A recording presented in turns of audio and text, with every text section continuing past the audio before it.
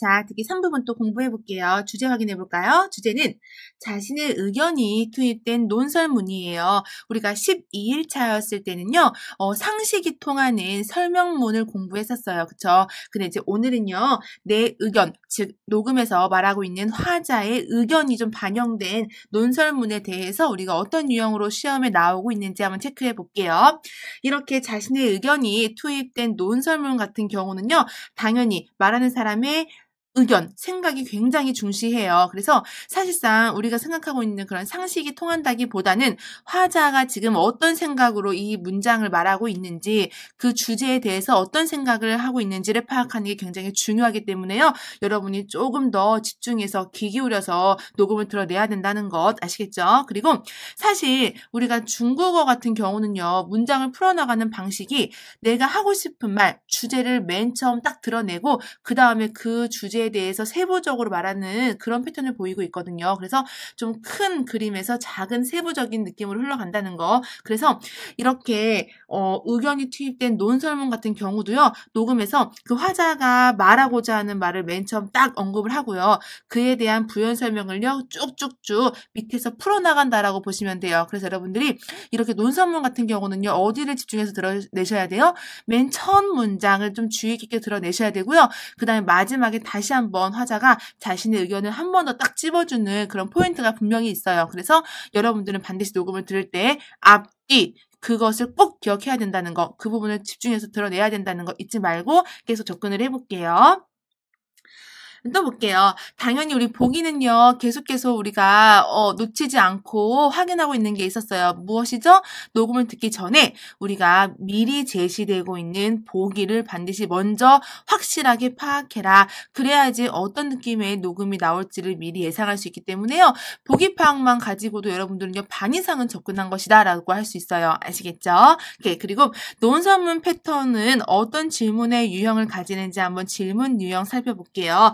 첫 번째 거 한번 읽어볼까요? 面试前, 면접 전에 我们要注意什么? 우리들은 무엇을 주의해야 하는가? 그래서 면접 전에 이 화자는 우리에게 무엇을 주의하라고 말했는지 여러분이 확인하셔야 되겠죠? 그쵸? 두 번째도 한번 어떤 질문으로 나왔는지 확인해 볼게요. 批评别人时要注意什么? 뭐라고 하죠? 다른 사람을 비평, 즉 비판할 때에는 어떻게 해야 하는가, 무엇을 주의해야 하는가, 이 화자는 다른 사람에 대해서 비판을 할 때 이런 것들을 주의해라 라고 말하고 있었나 봐요. 그쵸? 그래서 화자가 도대체 어떤 생각으로, 어떤 마음으로 지금 이 녹음을 풀어나가고 있는지, 이 주제를 말하고 있는지를 여러분들은요, 잘 드러내야 된다는 거, 보기를 미리 먼저 확인해 보시고요. 그 다음에 녹음에서 앞뒤 부분을 좀 집중해서 드러낸다면 화자가 하고자 하는 말을, 그 주제를 조금 더 빠르게 캐치할 수 있다는 거예요. 아시겠죠? 그러면요, 우리 한번 시험에 나왔던 예제 문제 풀어보면서 확인해 볼게요. 보기 빨리 확인하셔야 돼요. 듣기 3부분, 이렇게 마지막 유형 같은 경우는요. 녹음은 하나지만 문제가 2개이기 때문에요. 8개의 보기를 빨리 확인하고 녹음을 드러내셔야 되는 거예요. 아시겠죠? 4개, 총 8개 보기 확인해 볼게요. 1번, 很不错, 不错, 뿌가 있다 그래서 부정적인 느낌 아니죠? 不错는 좋다란 뜻이죠? 매우 괜찮다. B, 很浪漫, 매우 낭만적이다. C, 不顺利, 순조롭지 않다. D, 不重视, 공식적, 정식적이지 않다라고 하고 있고요. 2번도 들어가 볼게요. A, 讲笑话, 우스운 이야기를 하다. B, 讲故事, 이야기를 하다. C, 弹钢琴, 피아노를 치다. 4급에서 정말 잘 나오는 또 어휘고요. 그 다음 D, 看杂志, 잡지를 보다. 됐죠, 여러분? 지금 우리가 8개 보기를 확인했고요. 여러분이 조금 더 들리는 어휘가 그대로 정답이 될 가능성이 크다는 거 염두하시고요. 문장을 들어볼 텐데요. 녹음 들을 때에는요. 반드시 앞, 뒤 부분을 조금 더 집중해서 드러낸다는 거 또 기억해 주세요. 들어볼게요.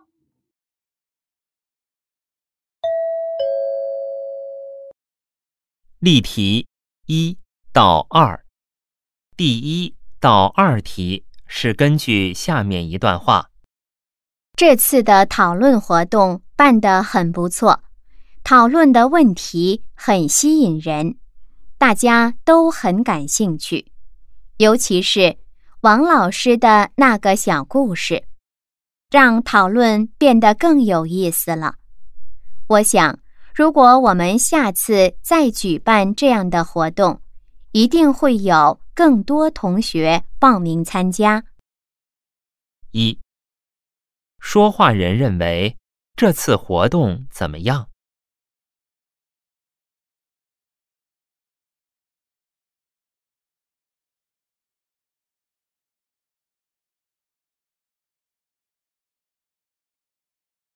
2. 王老师在活动中做了什么？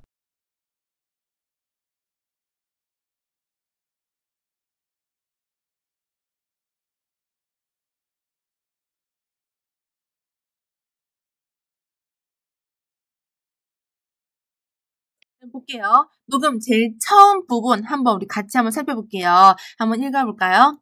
这次的讨论活动办得很不错. 뭐라고 하죠?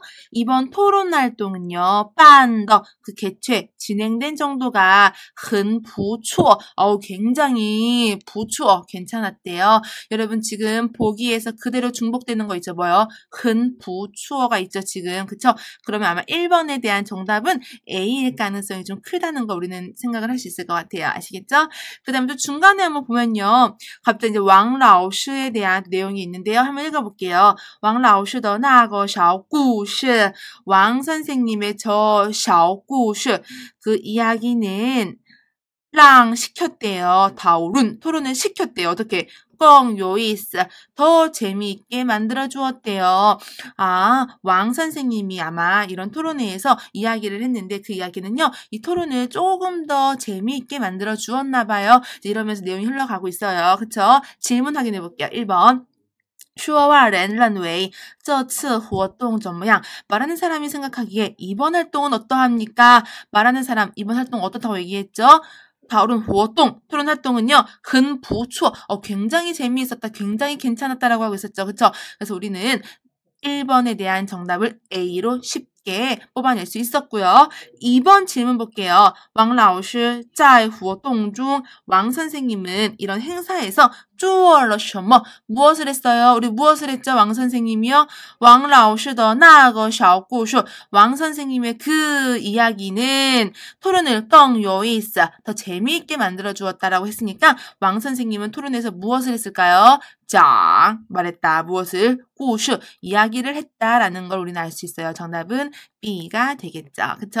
여러분 지금 중복되는 단어예요. 1번에 很不错, 2번에 故事, 다 지금 녹음에서 언급됐던 그대로 지금 나왔던 어휘이기 때문에요. 여러분이 어렵지 않게 정답을 찾아낼 수 있으셨어야 돼요. 아시겠죠? 그 다음에 우리 한번 예제 3, 4번도 한번 같이 볼게요. 요거 조금 어렵게 느낄 수도 있는데요. 한번 어떤 문제길래 이게 좀 어려운지 한번 확인해 볼게요. 3번, 4번 보기 빨리 확인해 볼게요. A. 不能吃鱼. 생선을 먹을 수 없습니다. B. 不能喝果汁. 과일 주스 마시지 못합니다. C. 饭后要散步. 밥 먹은 후에는요, 산책을 해야 합니다. D. 不能吃辣的. 매운 것을 먹을 수는 없습니다. 라는 느낌으로 보기를 확인했고요. 그래서 지금 생선 못 먹는다, 과일 주스 못 먹는다, 산책해라, 매운 건 못 먹는다, 이런 느낌을 여러분 찾아내셔야 된다는 거. 4번도 보기 확인해 볼게요. 비에 吃早饭, 아침밥을 먹을 수 없다, 먹지 말아라. B. 多吃水果, 과일 많이 먹어라. C. 要有好心情, 뭐죠? 좋은 마음을 가져야 된다. D. 不能戴手表, 시계를 차지 말아라. 라는 문장이네요. 그쵸? 4개 해서 총 8개 보기를 확인했고요. 여러분들은요, 어떻게든 중복되는 어휘가 있으면 정답으로 빠르게 체크해 볼 수 있고요. 한 번도 들리지 않은 어휘는요, 속어 작업하면서 정답이 아닐 확률이 높다는 거 한번 녹음 들어볼게요. 집중해서 들어보세요.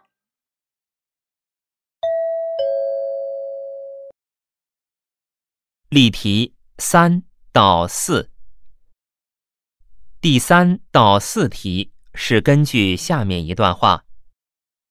明天检查身体，体检前12小时内不吃东西就可以，不用现在就限制进食。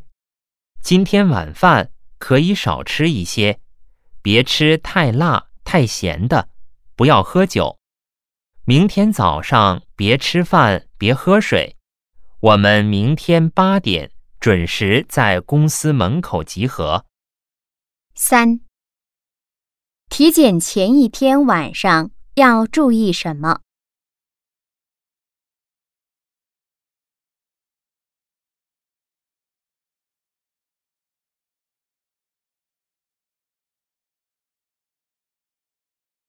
？4. 关于体检当天，下列哪个正确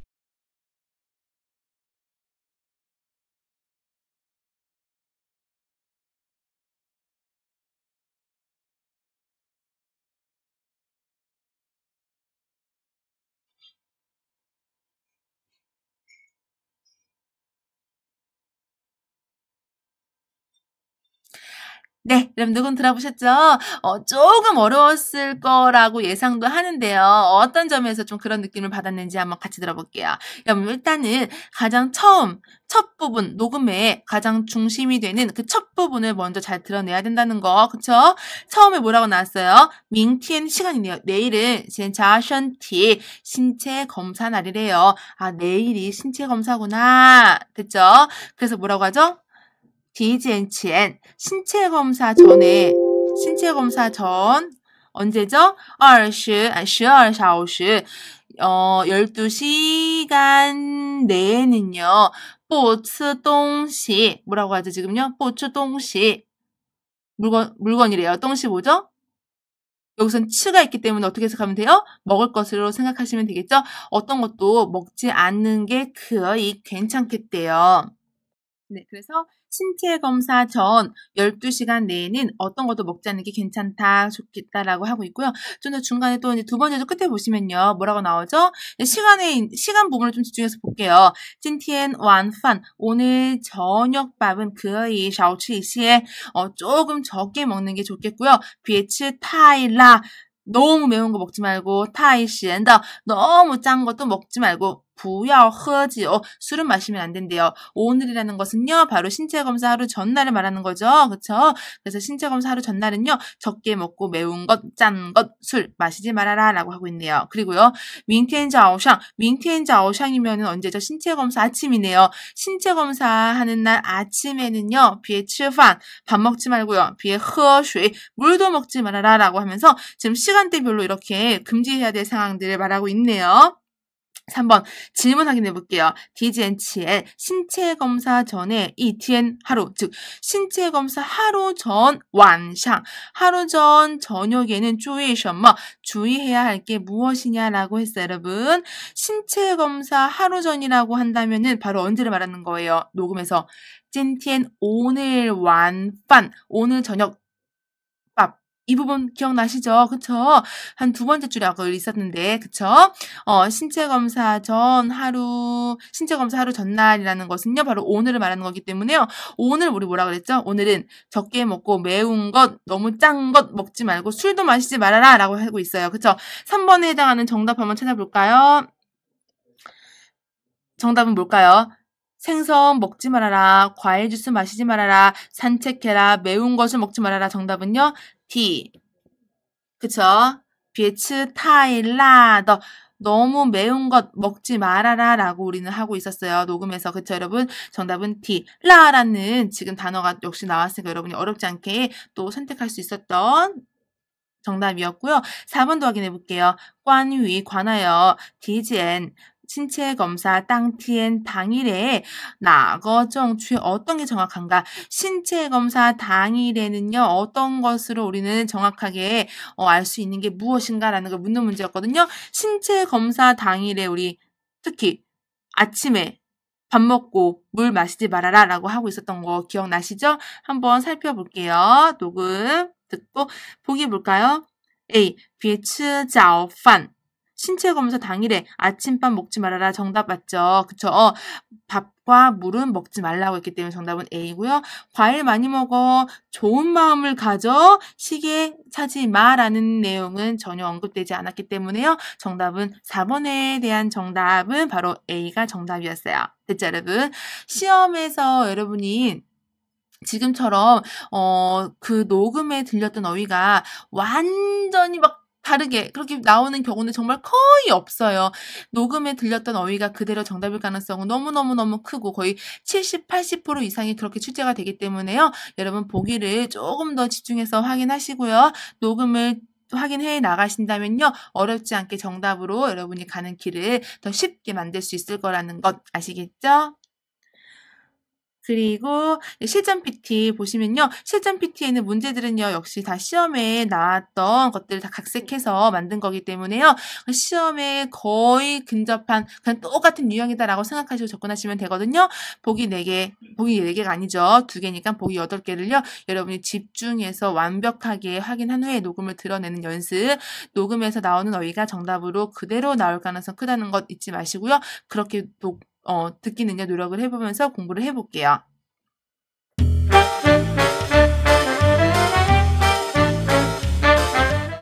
여러분 학습 13일차 독해 3부분 또 공부해볼게요. 주제 확인해볼까요? 바로 세부 내용을 파악해라 라는 건데요. 우리가 지금까지 독해 3부분 요령 다시 한번 우리 끄집어내볼게요.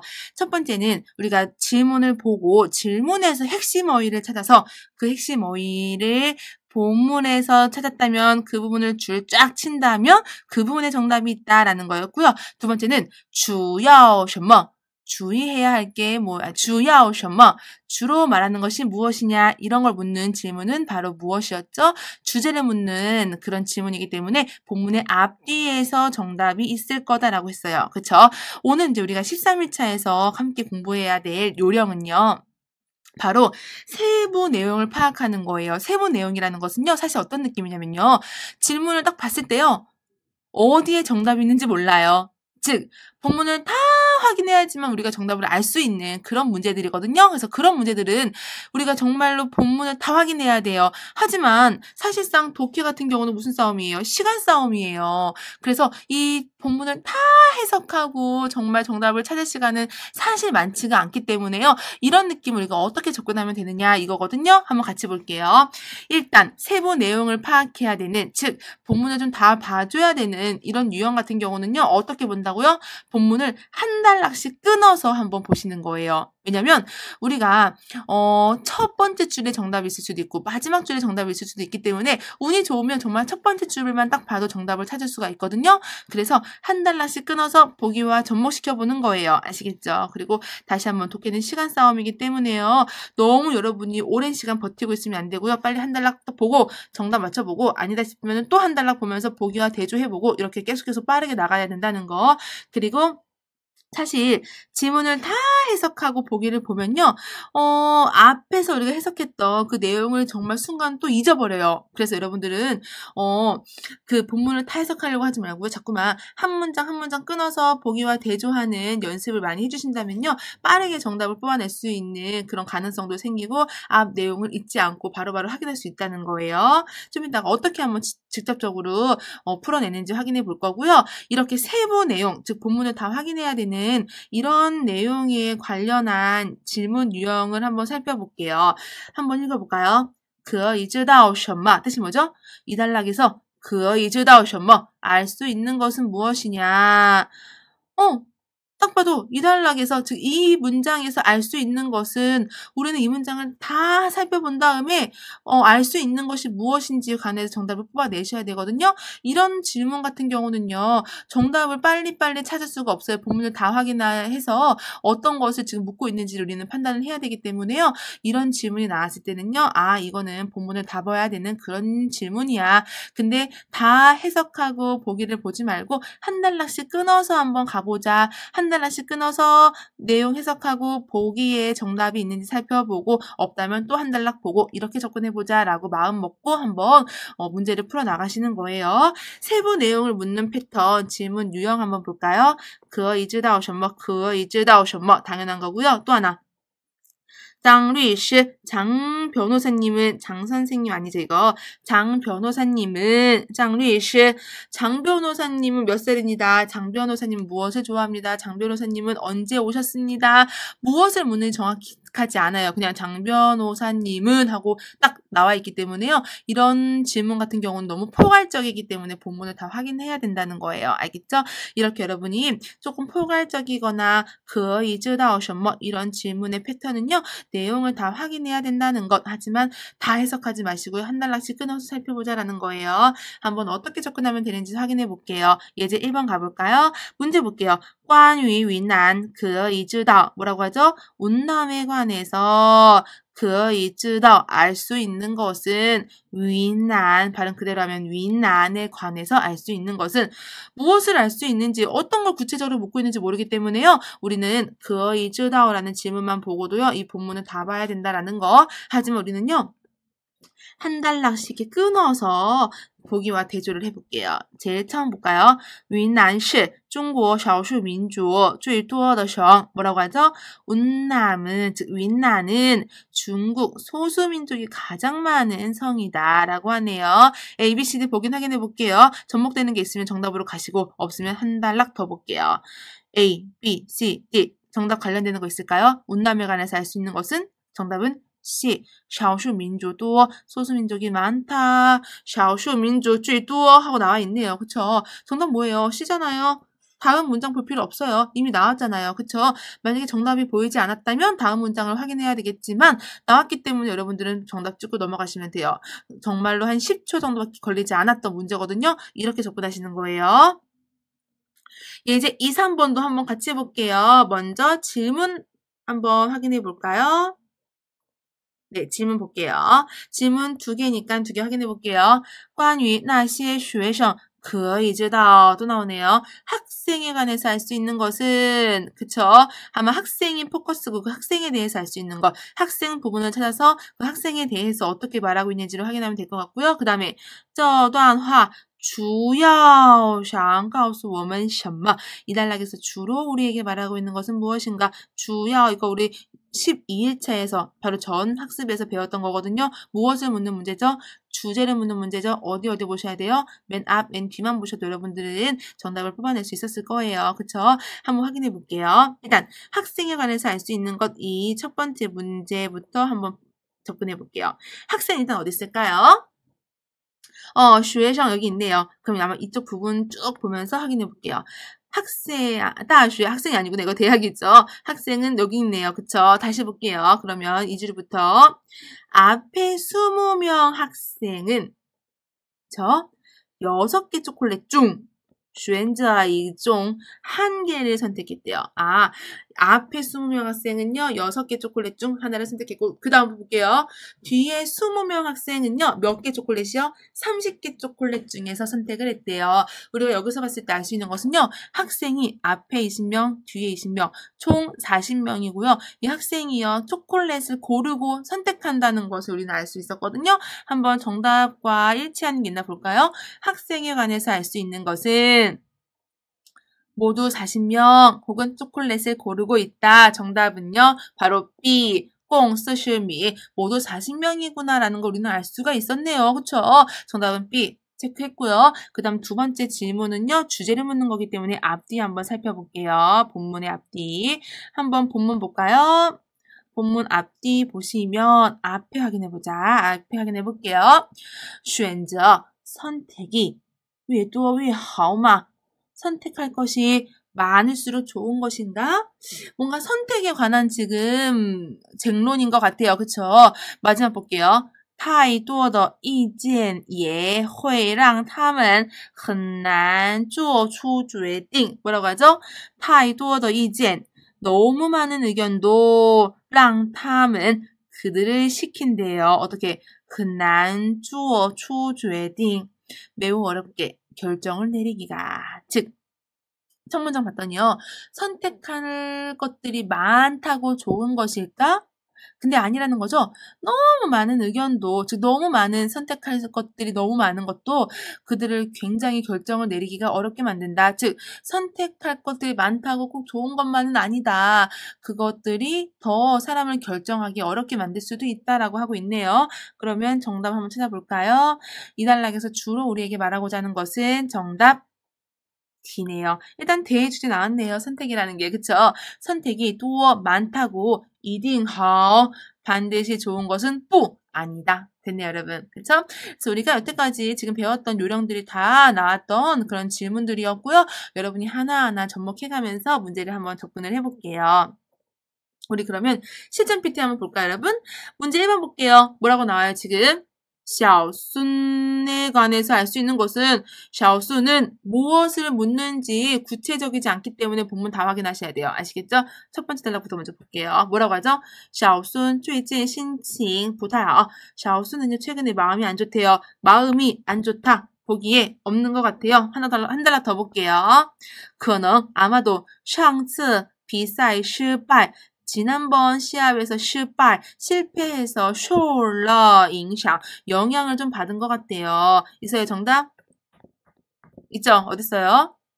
정답은 D죠. 上次比赛 지난번 시합에서 失败 실패하다와 비슷한 유의어죠? 뭐라고요? 输了 지다죠? 지난번 시합에서 졌다라는 걸 알 수 있네요. 정답은 D죠? 다음 문장 볼 필요 없네요. 그렇죠, 여러분? 이렇게 접근하시는 거예요. 그리고 문제 3번도 여러분 같이 해볼까요? 문제 3번도 볼게요. 관이 타 그에 관해서 알 수 있는 것은 딱 봐도 뭐예요? 이거 내용 다 확인해야 되는 거죠? 확인해 볼게요. 한 단락씩 보면서 我来南京以前 내가 남경에 오기 이전에 已经学过 이미 배웠대요. 一段时间 약간의 시간 동안 한유 중국어를 배웠대요. 보면서 확인해 볼게요. 그에 대해서 알 수 있는 거 국경사라 아직 모르고요. 学过 한유 정답은요. D죠? 중국어 배운 적 있다는 걸 알 수 있네요. 이미 중국어를 일정 시간 동안 공부를 한 적이 있다라고 했으니까 정답은 B 했네요. 다음 문장 볼 필요 없죠, 여러분? 이렇게 한 단락 끊어가면서 정답과 매치하는 것을 찾아 나가는 거예요. 이렇게 세부 내용을 묻는 질문에 관해서는요. 아시겠죠? 열심히 한번 여러분 이 유형을 잊지 말고 문제를 계속해서 풀어내 나가 볼게요.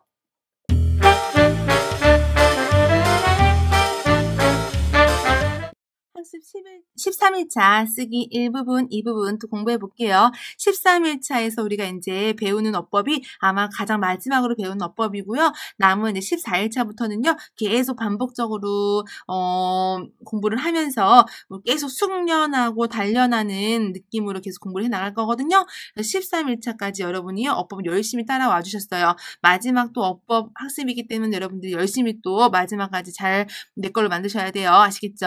오늘 배울 어법은요. 바로 연동문과 겸어문으로 조금 어려운 느낌의 어법일 수도 있지만 나오는 패턴은 뻔하고 구조도 너무너무 간단해요. 여러분 그걸 확인하시고요. 열심히 또 한번 공부해 볼게요. 보자.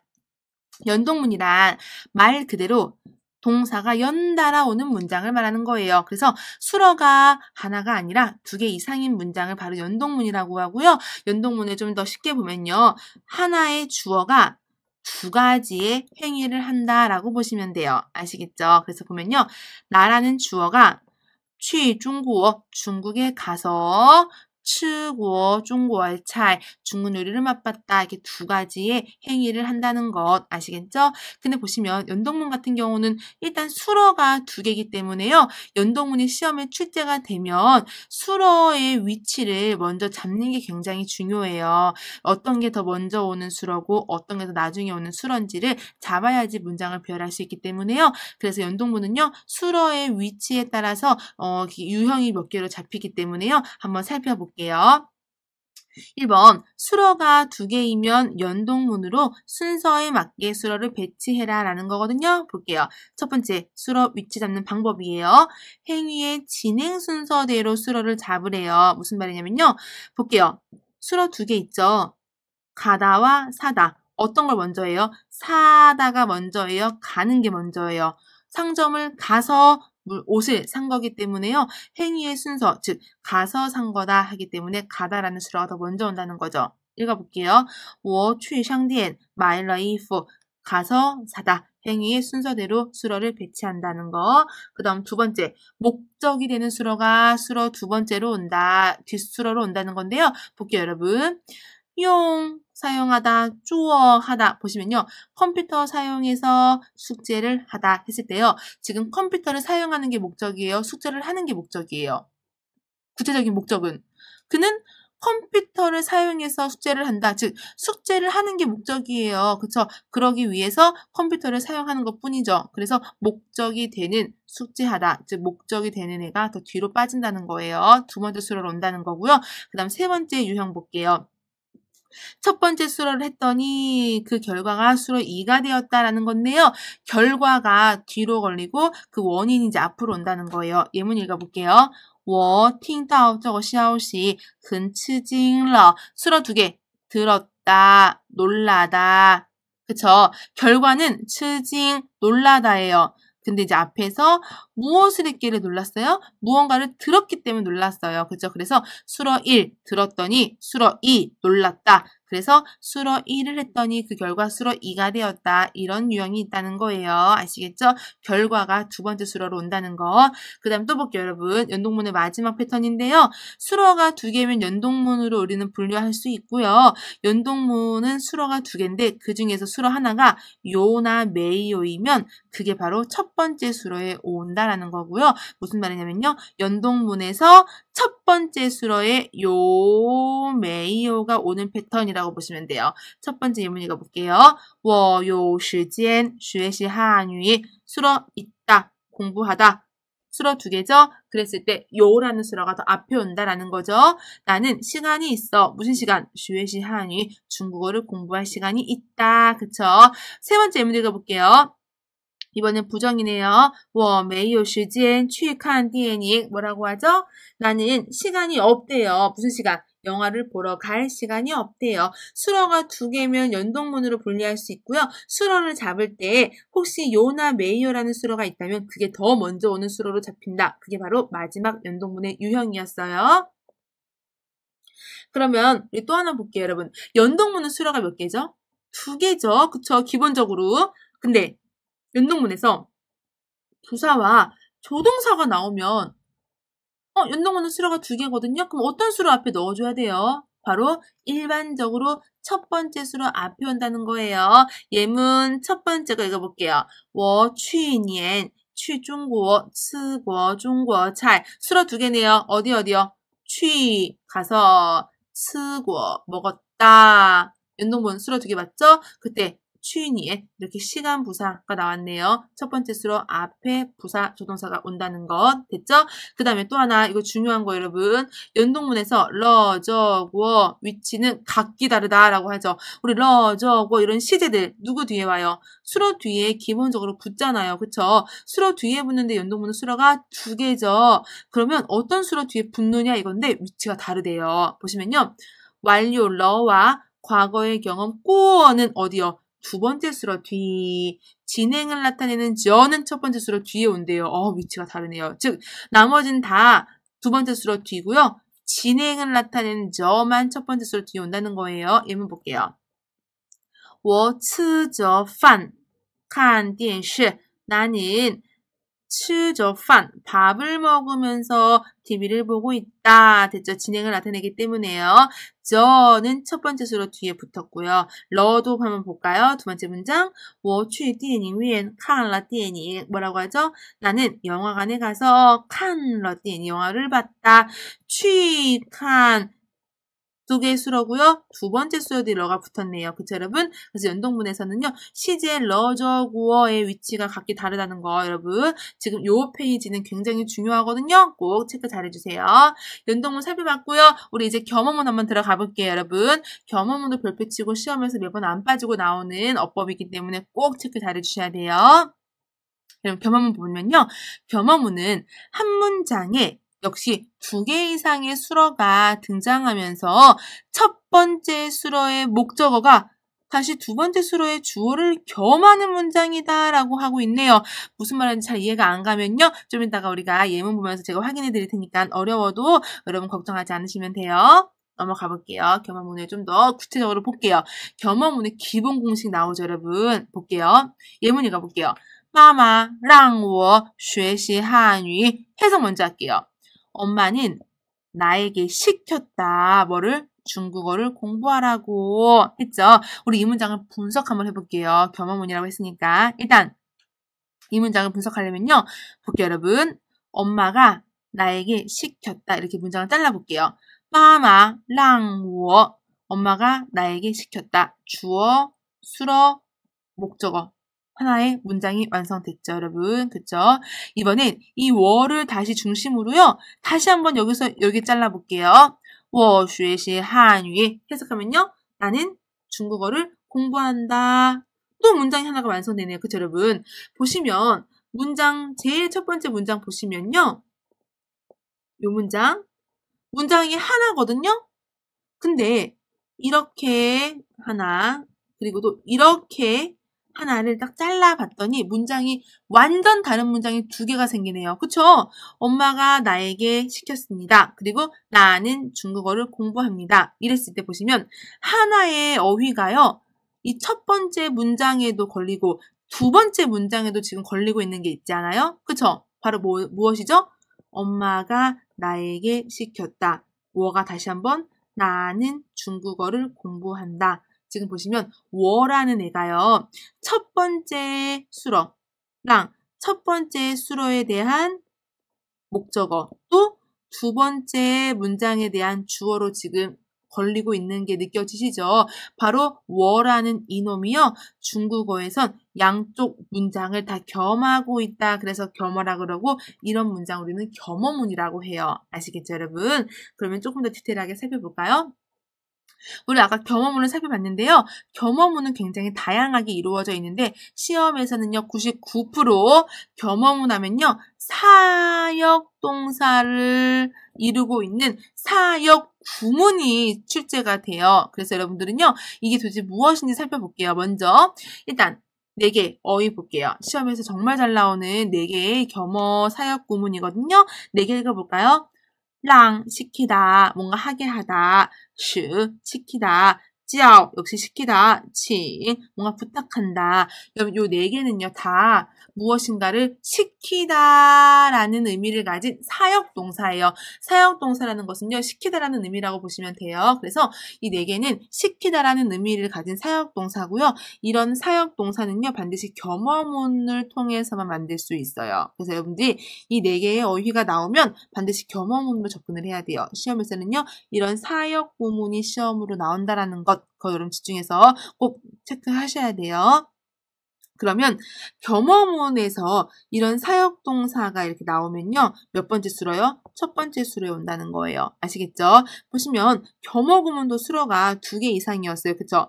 주어, 수러, 목적어, 그리고 다시 얘가 주어가 되고 얘가 수러가 되고 얘가 목적어가 되는 패턴이었잖아요. 그쵸? 그래서 만약에 이런 4개의 사역동사가 나오면 겸어구문의 첫 번째 수러에 온다는 거예요. 예문 첫 번째 거 한번 읽어볼게요.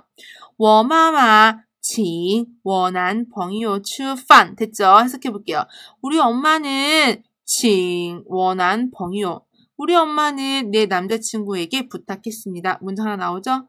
우리 엄마가 남자친구에게 부탁했습니다. 그 다음 다시 이 겸어를 포함해서 두 번째 문장도 볼게요. 我男朋友吃饭 뭐라고 하죠? 내 남자친구는 밥을 먹는다. 문장 2개가 완성되고 바로 이 가운데 있는 이놈이 겸어가 되는 거예요. 아시겠죠? 그리고 사역동사는 이렇게 두 번째 수로에 오는 게 아니라 첫 번째 수로에 온다는 거. 아시겠죠? 그 다음에 우리 세 번째 문장도 같이 읽어볼게요. 他叫我带来一本书 수로 2개예요. 叫 시키다, 带来 가지고 오다. 근데 사역동사가 더 먼저 온다는 거 해석하면 그가 나에게 시켰다. 무엇을? 带来一本书 한 권의 책을 가지고 오라고. 문제 없죠, 여러분? 오케이, 넘어가 볼게요. 시험에서는 이렇게 사역동사가 아니라 비사역동사 겸어문도 출제가 된다고 하는데요. 시험에서 간혹 1% 정도 나올 가능성이 있긴 하지만 거의 안 나온다고 보시면 돼요. 그래도 우리는요. 비사역동사도 이제 겸어문으로 쓰일 수 있다는 거 알고 가셔야 돼요. 5급에서는 이제 이런 비사역동사, 사역동사 느낌이 없는 그냥 일반적인 동사가 겸어문으로 쓰이는 패턴이 또 나오기 때문에요. 4급에서는 거의 사역동사가 나온다는 거 앞에 것만 확인하시면 되고요. 비사역동사 같은 경우는요. 첫 번째 수러에 사역동사가 아니라 그냥 일반적인 동사가 오는 것을 비사역동사 겸어문이라고 하고요. 예문 두 번째 거 읽어볼게요. 老师通知我参加 주, 지오, 비쌀 해석해 볼게요. 선생님은 나에게 축구 시합에 참가하라고 통지하였다. 분석해 볼게요. 일단 이렇게 잘라야겠죠? 첫 번째 수로 앞뒤 먼저 선생님은 나에게 통지했다. 또 두 번째 수로 앞뒤 찾아볼까요?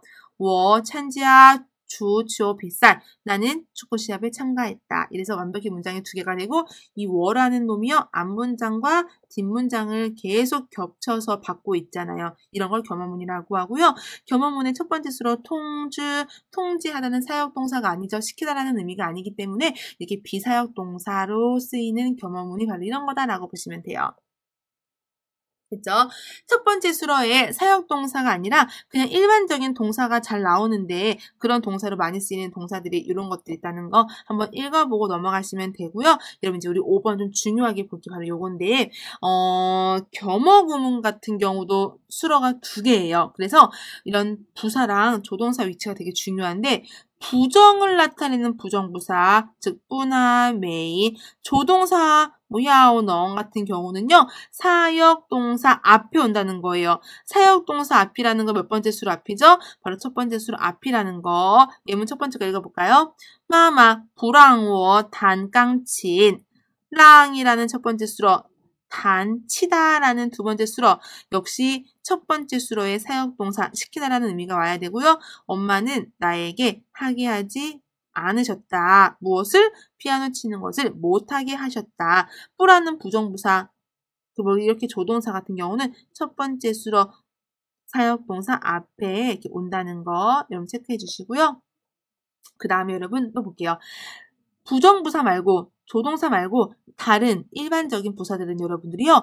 첫 번째 수로 앞에 붙는지 두 번째 수로 앞에 오는지 사실 정해져 있지 않아요. 겸허구문 같은 경우는 여러분이 직접 파악해야 돼요. 왜냐면 겸허구문, 즉 우리 사역동사를 만들었던 이런 겸허구문 같은 경우는요. 딱 크게 보면 문장이 하나지만 안을 살펴보면 이게 작은 문장 두 개로 쪼개지잖아요. 그쵸? 그래서 이런 부사가 등장했을 때 앞문장에 걸린 부사인지 뒷문장에 걸린 부사인지를 확인하셔서 여러분이 적절하게 넣어주셔야 돼요. 그래서 겸허문이 좀 어려운데요. 무슨 말이냐면요. 한번 같이 볼게요, 여러분. 예문 볼까요? 我妈妈请我男朋友吃饭. 문장 있죠? 해석해 볼게요. 우리 엄마는 남자친구에게 밥 먹으라고 부탁했다. 문장 하나지만 잘라볼게요. 엄마가 부탁했다 남자친구에게 문장 하나. 두 번째 문장도 내 남자친구는 밥을 먹는다. 문장 두 개가 나오죠? 수로는 두 개예요. 요청하다와 먹다. 그랬을 때 이 문장에다가 우리가 콰이디얼, 빨리라는 부사를 넣어볼게요. 빨리라는 거 부사기 때문에요. 어쨌든 수로 앞이죠. 그럼 첫 번째 수로 앞이 어울릴지 두 번째 수로 앞이 어울릴지 여러분이 의미적으로 판단을 하셔야 돼요. 일단 첫 번째 수로 칭 앞에다가 넣어볼게요. 我妈妈快点请我男朋友吃饭 해석하면 우리 엄마가 빨리 부탁했대요. 내 남자친구에게 밥 먹으라고. 빨리 부탁하다? 부탁을 지금 빨리 했다는 건가요? 또 두 번째 수로 앞에다가도 부사 넣어볼게요. 我妈妈请我男朋友快点吃饭 해석해볼까요? 내 엄마는 내 남자친구에게 빨리 밥 먹으라고 부탁했대요. 됐죠? 지금 첫 번째 칭 수로 앞에 부사 넣었고요. 두 번째는 추라는 두 번째 수로 앞에다가 부사 넣었거든요. 이 콰이디얼이 어디에 적절하게 더 어울리는지 여러분 살펴볼게요. 일단 부탁을 빨리 한 걸까요? 아니면 빨리 먹으라는 걸까요? 이 빨리가 무슨 뜻인 것 같아요? 우리 엄마가 남자친구한테 밥 먹으라고 빨리 부탁했다? 두 번째, 우리 엄마가 남자친구에게 빨리 밥 먹으라고 부탁했다. 정답은요? 빨리 밥 먹으라고 이렇게 청한 거죠? 빨리 부탁한 게 아니라 빨리 먹으라는 거예요. 그래서 이 콰이디얼이라는 부사는 이 문장에서는 지금 몇 번째 수로 앞이 어울린다는 거예요. 바로 두 번째 수로 먹다 앞에가 어울린다는 거죠. 이렇게 여러분 겸허구문, 즉 사역구문의 겸허구문 같은 경우 부사가 나왔을 때는요. 첫 번째 수로 앞이 어울리는지 두 번째 수로 앞이 어울리는지 여러분이 의미적으로 판단해 주셔야 돼요. 그게 가장 어려워요. 근데 제가 좀 팁을 드리면 부정부사와 조동사는 몇 번째 수로 앞이라고 그랬죠? 첫 번째 사역동사 앞이고요. 그 외 부사들은 의미적으로 파악을 해야 된다. 그렇지만 90% 이상은 대부분 두 번째 수로 앞에 온다라는 것도 여러분에게 드릴 수 있는 팁이라는 거 아시겠죠? 많이 나오는 패턴들이에요, 이게. 그쵸? 예제 1번 여러분 같이 볼게요. 볼까요? 단어 보시면 수러가 2개 있을 거예요. 뭐요? 용, 사용하다, 进行, 진행하다. 수러 2개네요. 그래서 2개이기 때문에 아마 주어는 니라는 놈, 니, 즉 너가 하는, 주어 이 너라는 사람이 2가지 행위를 하게 되는 연동문일 거예요. 그쵸? 사용하다 뒤에 목적어 붙일게요. 무엇을 사용해요? 후리엔왕. 바로 인터넷이죠? 용 후리엔왕. 인터넷을 사용하다. 그 다음에 进行 진행하다 뒤에 목적어 무엇을? 调查 조사를 해서 进行调查 조사를 진행하다. 됐죠, 여러분? 인터넷을 사용해서 조사를 진행하다. 순서대로 쫙 왔고요. 주어는 니, 그의. 주어는 앞에 걸려야겠죠? 그리고 그의는 조동사고요. 연동문은 부사와 조동사가 일반적으로 첫 번째 수로 앞에 온다고 했었어요. 그쵸, 여러분? 오케이. 정답 맞춰볼게요. 你可以用互联网进行调查 해석하면요. 너는 할 수 있다. 뭐 인터넷 사용해서 조사를 진행할 수 있다. 연동문이 여러분 문제 없죠? 설명 좀 더 확인해 보시면 여러분이 쉽게 다시 한번 체크가 될 수 있을 것 같아요. 그럼 예제 2번도 여러분 같이 볼게요. 쭉 봤더니 여러분 너무너무 중요한 어휘가 떡하니 보이셔야 돼요. 바로 어떤 어휘예요? 랑 사역동사, 시키다라는 의미의 사역동사죠. 그럼 여러분 빨리 접근하셔야겠네요. 수러, 첫 번째 수러로 두고 빨리 두 번째 수러 찾으세요. 두 번째 수러, 일단 첫 번째 수러로 두고요. 두 번째 수러는 취 있네요. 가다, 그럼 그놈을 두 번째 수러로 잡아야 되고 가다, 어디를? 목적어, 꽁위엔까지 묶어서 취 꽁위엔. 됐죠, 여러분? 그럼 다 끝났어요. 누가 누구에게 공원을 가지 불황 못하게 만들었을까요? 누가? 내가 엄마에게가 될 수도 있고요. 엄마가 나에게도 될 수 있네요. 그쵸? 근데 아무래도 이렇게 금지를 내리는 느낌이기 때문에요. 엄마가 나에게 공원을 가지 말라고 하셨다라고 하는 게 더 의미가 적절할 것 같아요. 그래서 마마를 주어로 잡아볼게요. 시작! 마마, 엄마는 불황워, 나에게 못하게 하셨대요. 무엇을? 취공위에 공원에 가는 것을. 됐죠, 여러분? 사역구문, 겸화구문도요. 여러분 어렵지 않아요. 사역동사가 있으면 이거 사역동사로 이루어진 겸화구문이구나. 그러면 사역동사를 첫 번째 수로로 두고 또 다른 뒤에 두 번째 수로를 찾아서 문장을 하나하나 배열해주면 되겠거니 이렇게 생각하시면 어렵지 않게 문제 풀 수 있겠죠? 연동문, 겸허문, 중국어 어법에서 어떻게 보면 가장 어려운 어법이었는데 여러분들 잘 따라와 주시고 있는 것 같아요. 그쵸? 열심히 또 문제 열심히 풀어볼게요. 이제 13일차 끝으로 14일차부터 20일차까지는요. 계속 반복해서 시험에 나왔던 겸허문, 연동문 계속 반복해서 공부할 거고 제가 알려드릴 거거든요. 어렵지 않을 테니까 여러분들이요. 오늘 배운 것만 좀 숙지하고 계속 잘 따라와 주세요. 아시겠죠?